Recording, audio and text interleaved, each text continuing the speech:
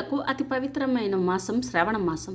శివభక్తులు పరమశివుడి ఆశీర్వాదం కోసం కన్వార్ యాత్రను ఆదివారం మార్వాడీలు విశాఖలో నిర్వహించారు. కన్వార్ అనేది వెదురు కర్రతో చేసిన ఒక కావడి. దీనికి ఇరువైపులా కుండలు కట్టి గంగా జలాన్ని మోసుకొని వెళ్తారు. శివాలయాల్లోని శివలింగానికి ఈ జలంతో అభిషేకం చేస్తారు. పౌరాణిక కథ ప్రకారం క్షీరసాగర మదనం శ్రావణ మాసంలో జరిగింది.